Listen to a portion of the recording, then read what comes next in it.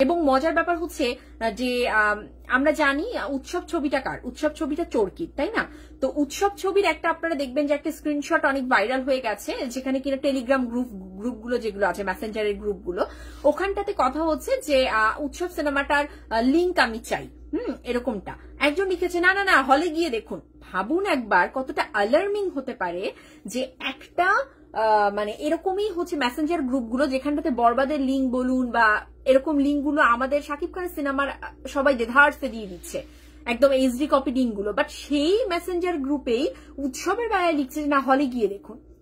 তো বুঝতে পারছেন সর্ষের মানে ভিতরে ভূতগুলো কারা, কতটা স্পষ্ট তো হলেও আইন শৃঙ্খলা বাহিনী তারপরেও মুখ বন্ধ করে থাকে।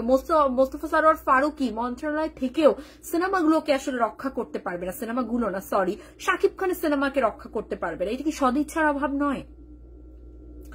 মানে আইন শৃঙ্খলা থেকে, মন্ত্রণালয় থেকে, এটা কি সদিচ্ছার অভাব নয়?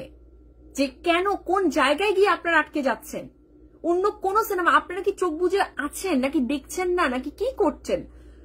কোন সিনেমা হচ্ছে না, যারা এইচডি কপি ভাইরাল করে দেয় তারা পর্যন্ত বলছে না উৎসবেরটা করা যাবে না। ভাই আমরা কোনোটা পাইরেসি হোক সেটার পক্ষে না, কোনোটার এইচডি কপি আসুক আমরা কোনোটার পক্ষেই না, কিন্তু কেন পার্টিকুলারলি উৎসবেরটা করা যাবে না এই কথাগুলো কেন আসছে?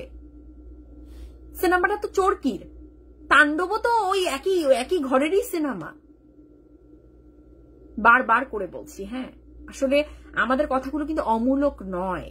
দর্শকরা যে কথাগুলো বলে না, বা সাকিবিয়ানরা যে কথাগুলো বলে না, বা আরো যারা মুখ খুলছে না, অনেক পরিচালক আমাকে বলেছে এবং অনেক হল মালিকরাও বলেছে তাণ্ডবের প্রসঙ্গেই যে ঘরের শত্রু বিভীষণ। তো আসলে বিষয়গুলো এতটা খারাপ লাগে যে একটা মানুষের ক্ষতি করতে গিয়ে এরা নিজেরাও নিজেদের বাস দিবে, তাও এদের প্রবলেম নেই। আপু তাণ্ডব পাইরেসির পিছনে চরকি নিজস্ব হয়েছে আমার মনে হয়, কারণ তাদের দুইটি সিনেমার একটি পাইরেসি হয় একটি হয় না, উৎসব ঠিকই চলছে। একদমই তাই, একদমই তাই।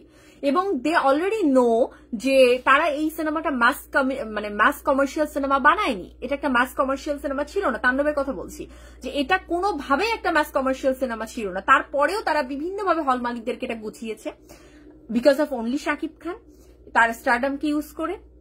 তো এই যে বিষয়গুলো তারা জানতো যে একটা সময় পরে গিয়ে এটা এমনিতেও not about HD copy viral, not about piracy, এমনিতেও এই সিনেমাটা যেহেতু রিপিটেড দর্শক পাবে না, এই সিনেমাটা রিপিটেড দর্শকের জন্য না, এটা স্বয়ং ডিরেক্টর জানেন, প্রডিউসার জানেন, এবং সবটাই ঘটে যায় ইন্ডিয়ার কলকাতার মানে প্রডিউসার অফ কেন থাকে।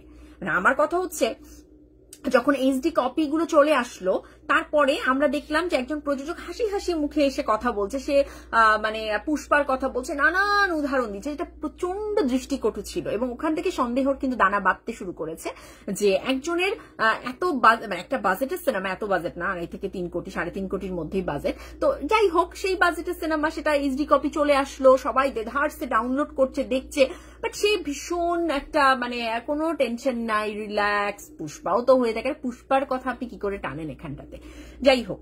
তো এটা একটা, বাট আমরা কখনো কি দেখেছি কলকাতার সেই প্রডিউসার তার মুখ থেকে কোনো কথা? সে কিন্তু একদম চুপ, তার কিন্তু কোনো কথা নেই, কোনো বক্তব্য আমরা কখনোই পাইনি। এটাও একটা কিন্তু কোয়েশ্চেন মার্ক ক্রিয়েট করে।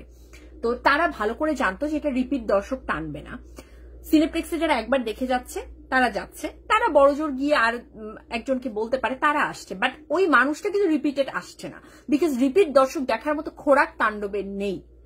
আমি অবশ্যই আমার জায়গা থেকে মানে গঠনগত সমালোচনা করতেই পারি, I really don't care about